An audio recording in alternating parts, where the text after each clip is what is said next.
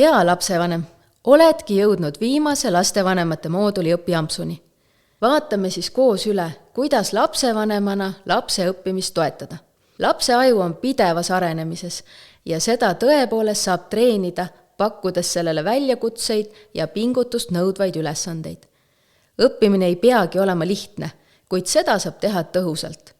Me saame kõik aru, et jõusaalis mitteteadlikult toimetades võime ennast vigastada või ujumisel valesid tehnikaid kasutades ei jõua kiiresti kaugele, vaid see võib paista mõttetu sahmimisena.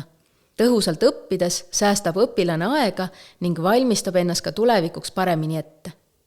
See, kuidas lapsevanem õppimisse suhtub ja millist eeskuju näitab, on väga oluline. Kui teie usute, et vigades saab õppida ega soodusta loobumist raskuste tekkimisel, siis usub endasse ka laps. Õpetage ja suunake last harjutama õppimist nii pärast koolipäeva kui ka erinevate nädalapäevade vahel.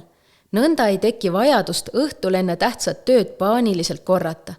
Kui laps väidab, et talle piisab ainult materjali korduvast läbilugemisest, allajoonimisest või vihikus materjali ülevaatamisest, siis suunake teda siiski kasutama tõhusamaid õppimise viise.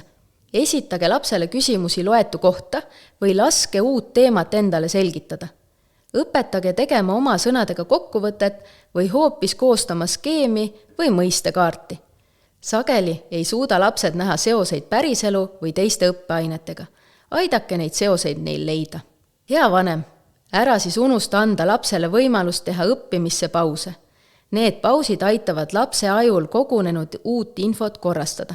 Palun pane tähele, kuidas lapsega õppimisest räägid, sest sõnal on tõesti jõud ja lapsevanema toetus on õppimisel väga oluline.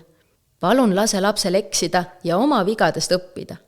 Suuna oma last leidma tõhusamaid õppimise viise ning aita materjali kordamisel. Lase lapsel ennast õpetada. Ta õpib selle käigus kõige paremini. Hea lapsevanem, õnnitleme Tartu Forseliuse kooli lastevanemate mooduli läbimise puhul. Loodame, et teie teadlikkus tõhusatest õppimisviisidest on kasvanud ning saame ühiselt õpilasi nende õppidel toetada. Aitäh, et olid meiega!